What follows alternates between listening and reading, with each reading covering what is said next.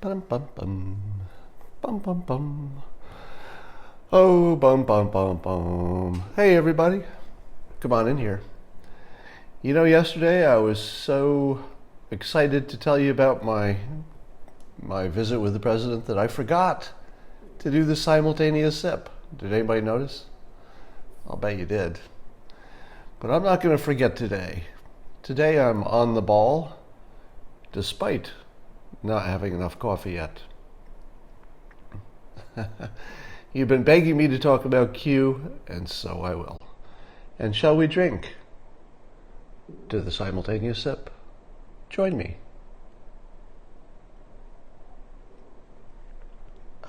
There will be another. You're going to get a second bite at the simultaneous sip. Yeah, that's a bad analogy. Nobody bites a sip. But it's early. They get better as the day goes on. All right, let's talk about Q. So I was looking at a CNN story in which they were interviewing members of the, I don't know, I guess you call it people who believe Q, the anonymous source on the internet that purports to have secret knowledge of what's going to happen next. A lot of people believe that this is real, and that it has real secrets.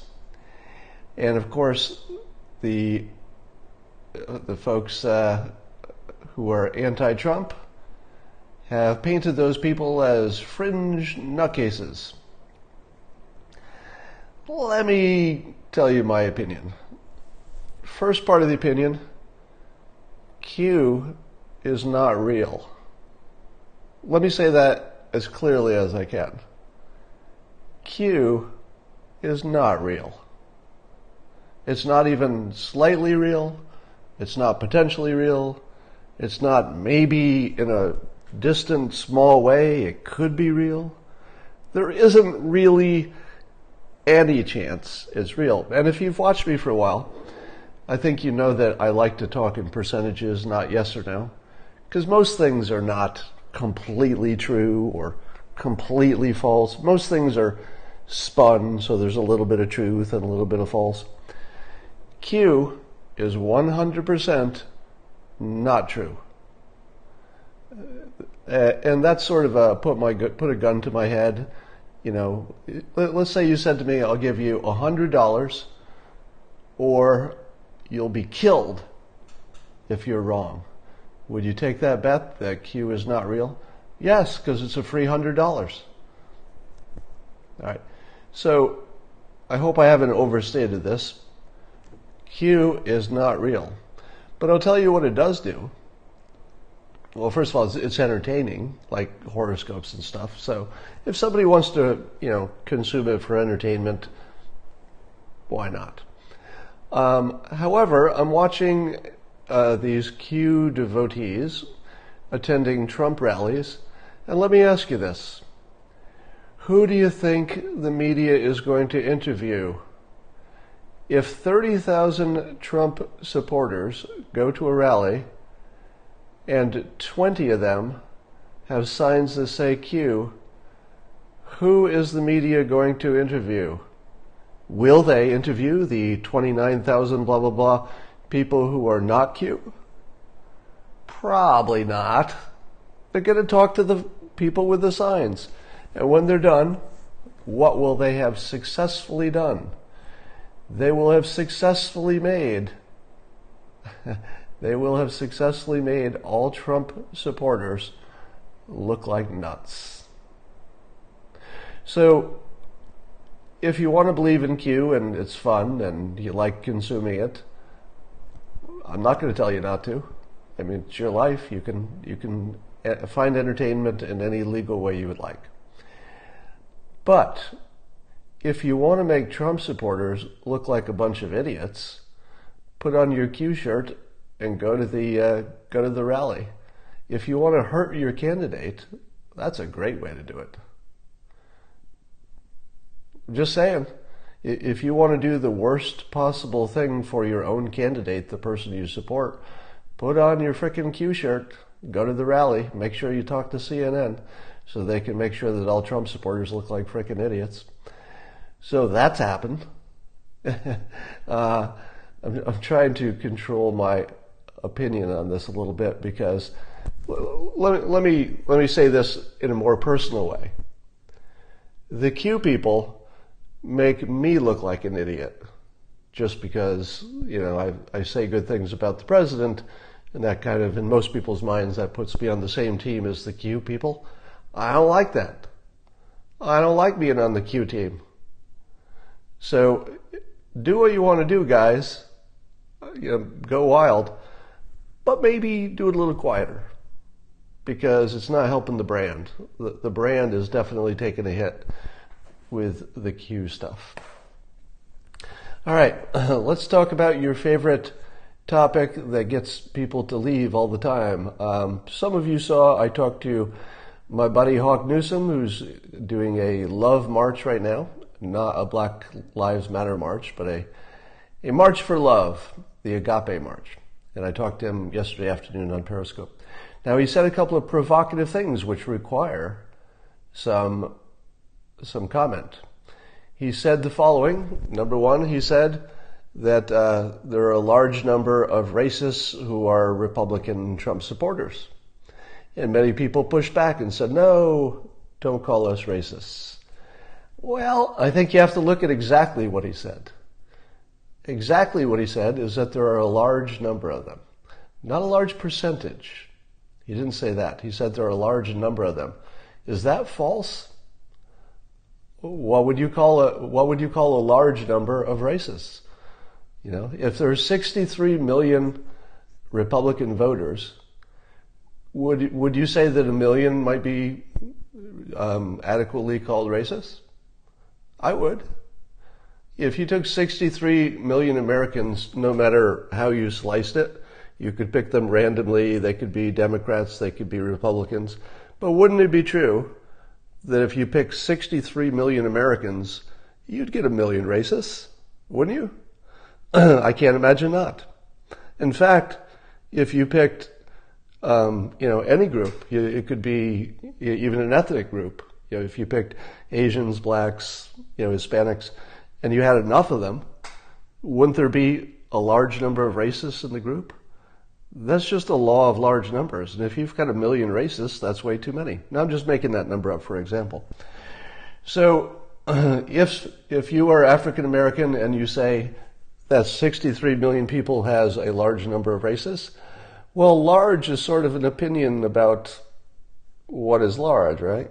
If you happen to be on the receiving side of the racism, that's a large number. If you happen to be in that group and you're not a racist, you want people to say that's not a large number. So it's not a fact, it's not really a fact that I think you can doubt, that there are a large number. Now, your real, and I think the valid criticism of that statement is that it sort of leaves in the air that maybe it's most of them. And when he was asked to clarify, I saw on Twitter, some people who watched that Periscope asked him to clarify, and then he said the following, but listen to the exact words. He said that that people, talking not about himself now, black people, sort of the general group, believe that most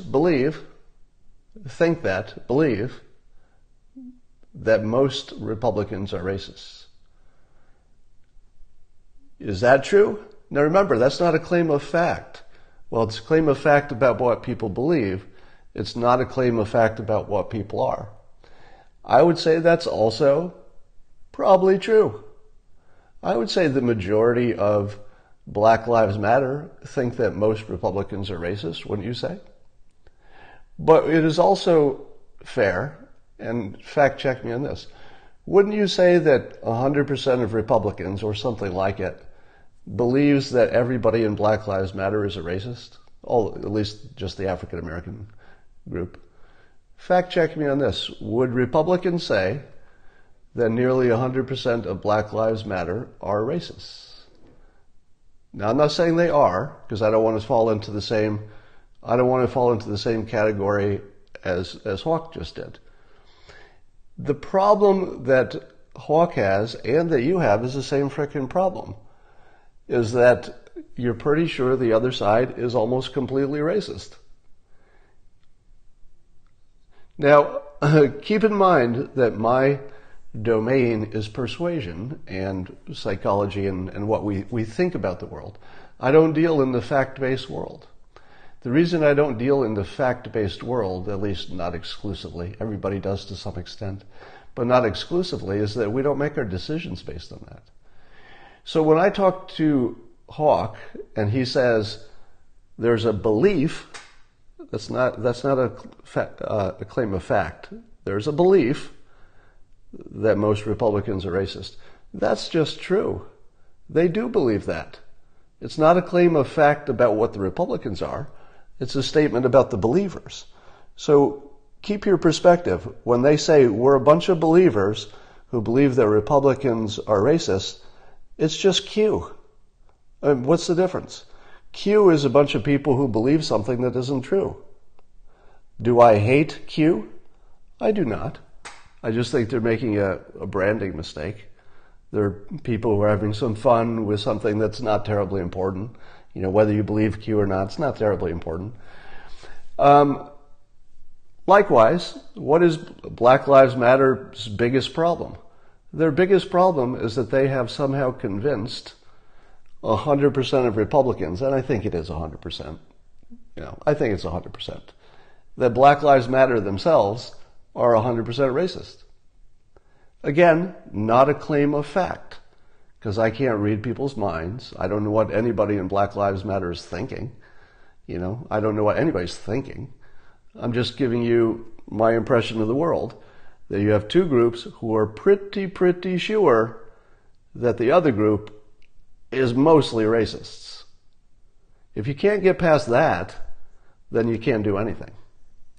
So when you say Hawk hates us, I don't believe that's true. Because if he said, if you hear Hawk say, I believe most Republicans are racists, that would be new news, because I haven't heard him say that. I've heard him say it of Black Lives Matter, of a group, as sort of a group opinion, and I think it's probably accurate.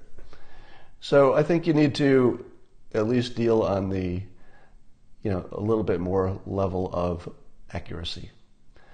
If people believe the other is racist, you have to deal with the belief. So you can't just say you're wrong and move on. It doesn't get you anywhere. All right.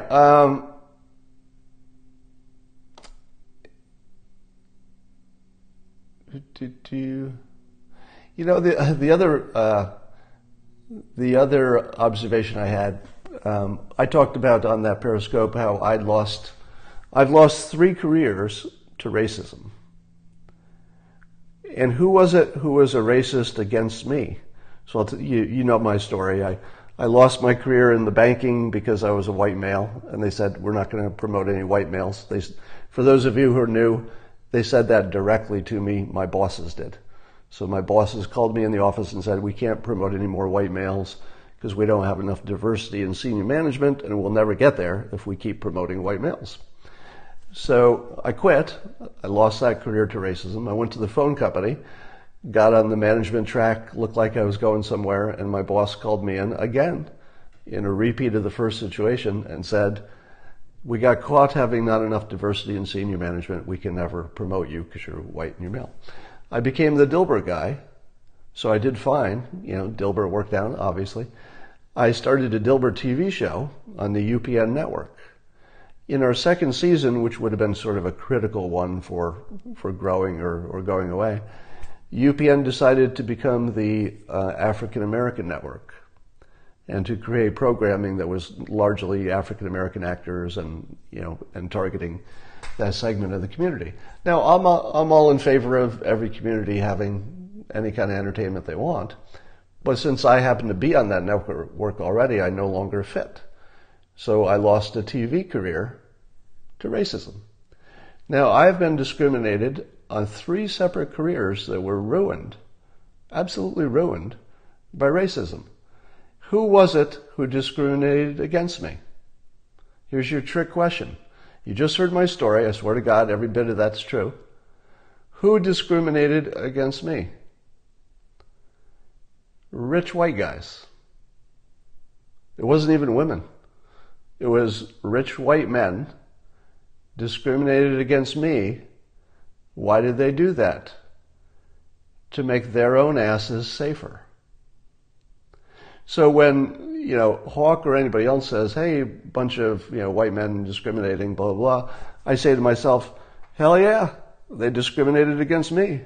Now, I just wasn't successful, so people who were more successful, higher up in the chain, could effectively discriminate against me. But it was all white men who did it.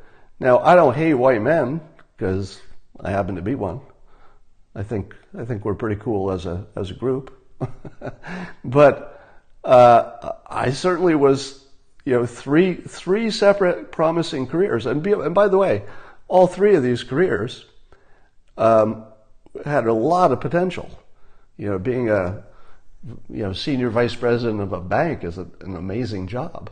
Likewise for the phone company. They were really high-paying jobs, and the management was getting super rich. So discrimination is everywhere. So it was just I just had this weird revelation that rich white men have discriminated against me seriously in 3 different careers. All right.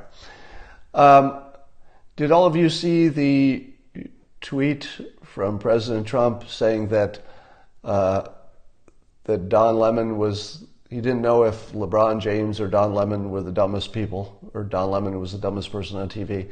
Anyway, his tweet called LeBron James and Don Lemon dumb.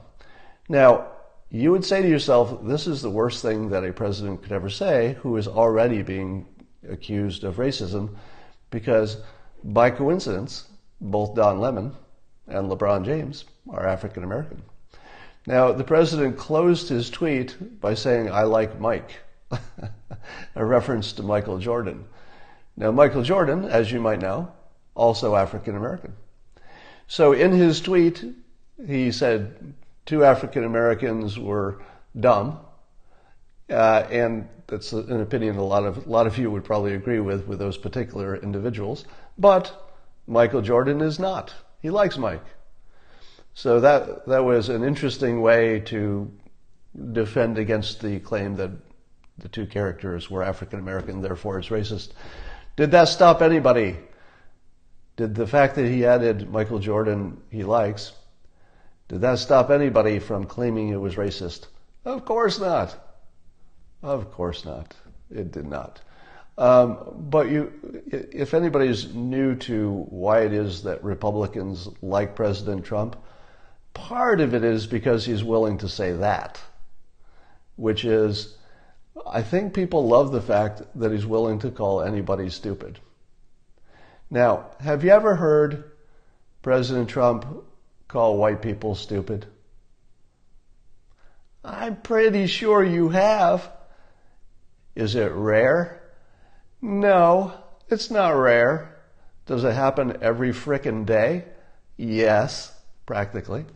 He doesn't say the same words, but he calls pretty much all of his critics stupid in one way or another. So is it a step forward that the president can call 2, let me put it in the most optimistic way you could possibly put it. Is it a step forward that the president of the United States can call 2 very rich, very successful African American men stupid because they're his critics? I kind of like it. I kind of like the fact that we've reached a place where he can say that in public. And I do like the fact that he added, I like Mike, because that does show his intention. If his intention had been to be racist or to send the racist dog whistle, you don't throw in the Michael Jordan I like part. That wouldn't make any sense. How would that make sense? So that is a clear signal that he is treating, wait for it, it's a clear signal, including the Michael Jordan in the quote, a crystal clear signal that he is treating LeBron James and Don Lemon the same as he treats everybody else, which is harshly if there is critics.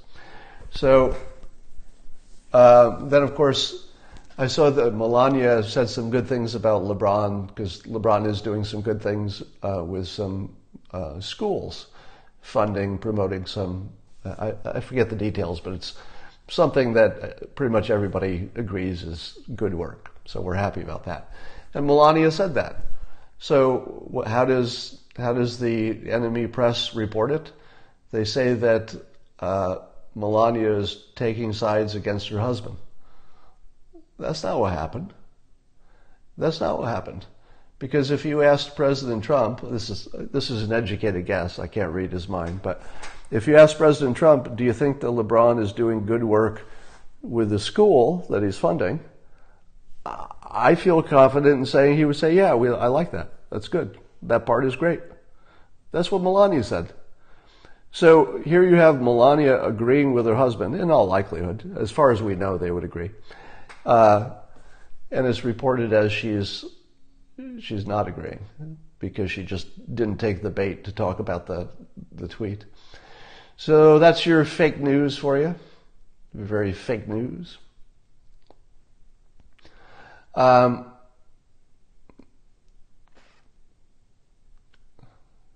would say you use red flags and not very articulate. The enemy press, why would she... okay. Yeah, I think, I'm going to give you my opinion. I'm just going to talk about LeBron. Compare LeBron to Michael Jordan, who, he supported LeBron, and I get that. I could certainly see why that would be a reasonable thing to do. But wouldn't you say, just being fair, wouldn't you say Michael Jordan is very, very smart? All the evidence suggests in business, on the field, or on the court. Wouldn't you say Michael Jordan is very smart? I mean, I would. All evidence suggests that. Would you say the same about LeBron? I don't know. I'm not so sure I would, because the way he's handling this presidential thing could be so much better. So I don't know every element of his life. I don't know how LeBron would do on the SATs if he ever took them. I don't know anything like that. I only know what he does in public. In public, the way he's handling the Trump thing is not smart, in my opinion. It doesn't help his brand. In fact, it hurts it quite a bit. And it doesn't move the ball forward. If it's not strategically clever. So you can respect him for his success. You can respect him for his hard work, which apparently is legendary. And I do respect him a lot for that. You can respect LeBron on all kinds of levels.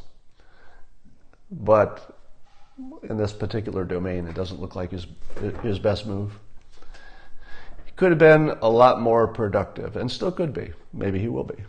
So I'm going to hold out hope that LeBron finds some way to turn this positive. I don't know what the odds of that are.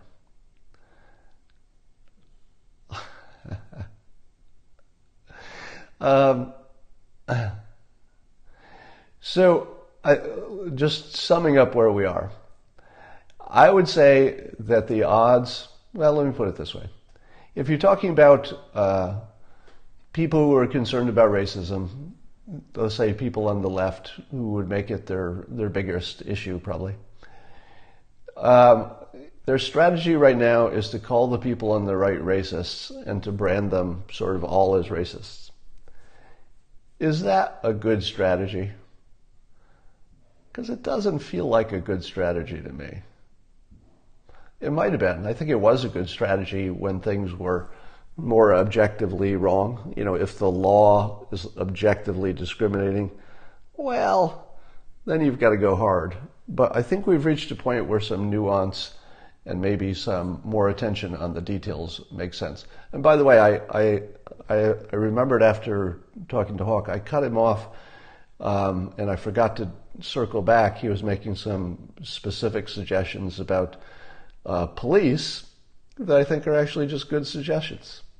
One of them was that if somebody needs medical care, that they get it if they're in custody. You probably have to work out the details, and I think it's something you could test in a few markets to see if it works. But that's just a completely reasonable, practical thing that you could try. It either works or it doesn't. And the other thing he suggested was that if a police officer falsifies a police report, specifically in the context of some violence that happened during somebody being in custody, that's a crime and that they could be prosecuted for it. Now, I don't know what the law is now, but somebody says already do. I think the issue is that they don't get prosecuted, or that the penalty for that is not very high. So could it be that we just need to make sure that law that's already in the books is followed? Or are there some markets where the laws are weaker, or where they need to be boosted? In all of those cases, there's a factual thing that can be investigated, and maybe something works. Maybe you find everything's the way it can be or it should be. It just needs more attention. But these are factual, practical things that you could investigate. Let's talk about the New York Times and the racist that they hired. Now, I forget her name. Jeong is the last name. So she does seem to be sort of a classic, unrepentant, no doubt about it, racist. And she's had 48 hours to recant or apologize or clarify, and I don't believe she has. I saw that the New York Times wrote a clarification for her, but has she made a statement? So give me some fact checking. Is her name Sarah? I don't know what her name is. I don't believe she's made a statement, right? You're losing your smart people. Did she make a statement, though? Or did she only make it to the New York Times, who then made it to us? Because I haven't seen her statement. Sarah Jeong. So I apply my 48-hour rule. If in 48 hours she had said something like this, I would give her a pass. So had she said in 48 hours from the issue coming up to say, yes, I said those things, it was in jest or it was parody, I don't believe those things, that's not my position, I'm certainly sorry if somebody took it that way. Had she said anything like that, I would say to myself, well, even if she did think it, I'm going to let her go with the clarification, because that's my rule. My rule is not to try to second guess what somebody's thinking. My rule is that you take them at their word, because only the person gets to say what they're thinking. That should be the standard. It's not me guessing what you're thinking. You got to tell me. But if you don't say it in 48 hours, I think it's fair that you come up with your own opinion. And short of a clarification, somebody says she did do that, but I haven't seen that. Somebody should have said that to me on Twitter.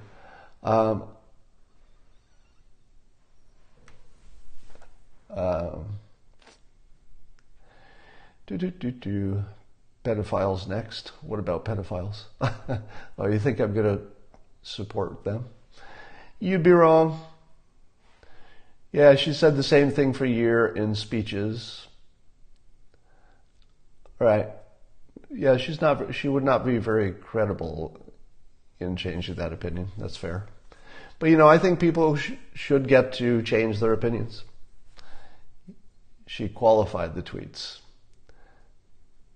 She said, saying it's sarcasm is different from saying you don't believe it. So I think she tried to have it both ways. It sounds like she tried to say it was satire, and whether it was or was not, is different from what her actual opinion is. So her opinion, she did not retract. All she did was clarify that what she said was in the form of satire. All satire has a point. Satire is not satire. Sarcasm is not sarcasm unless there's a serious point to it. If the serious point was that white people are racists or are problematic in some way, then that's the point. It doesn't. Keep in mind, as a professional satirist, as a professional user of sarcasm, those things don't exist unless they have a base point to them. So if she didn't retract the point and all she did was say, I delivered it in the form of satire or sarcasm, that's not a clarification. That's just a statement. All right, that's enough for now. Base point. She said she was attacked for old comments, likes James Gunn. Oh yeah. Did you see in Venezuela that there was an alleged drone attack against the president, I guess, of Venezuela while he was in public? Did you hear about that? There's a video of it going off, and I was wondering why the drone didn't get closer. You know, why did it fail? I heard there were two of them, but maybe one got shot down by a sniper.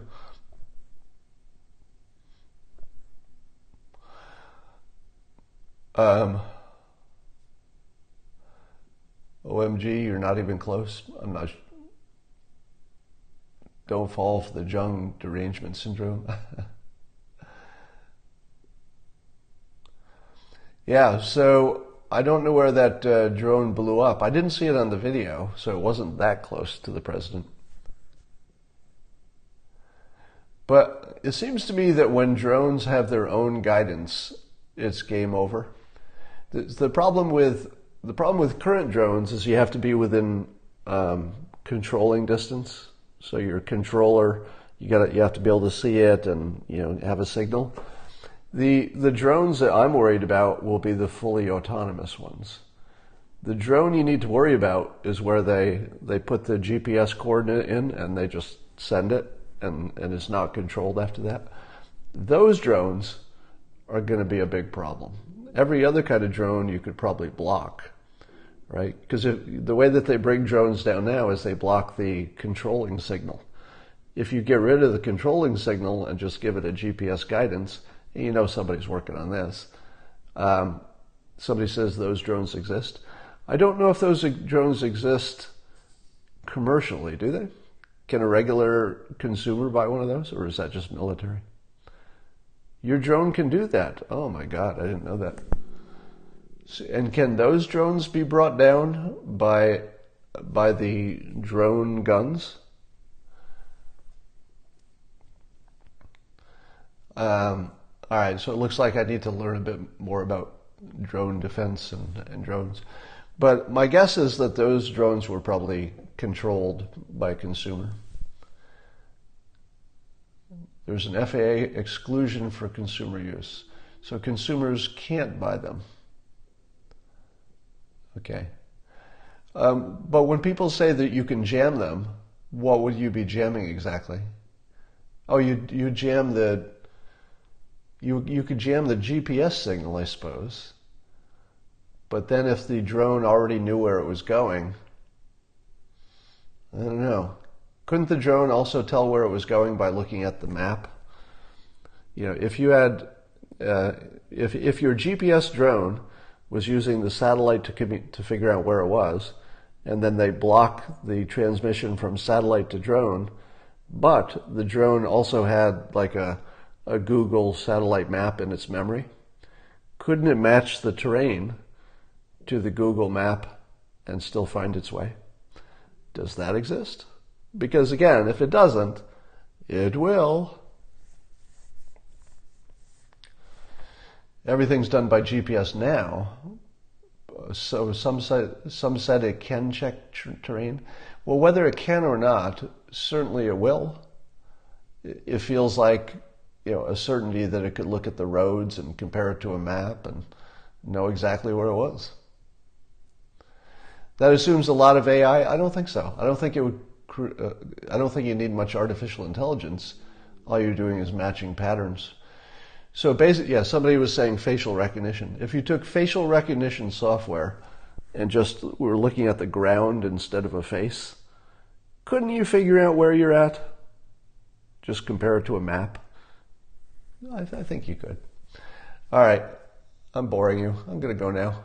It's a slow news August, so you may notice that the news is all stuff like psychological problems like racism, or at least how we think about racism. The problem is real, of course.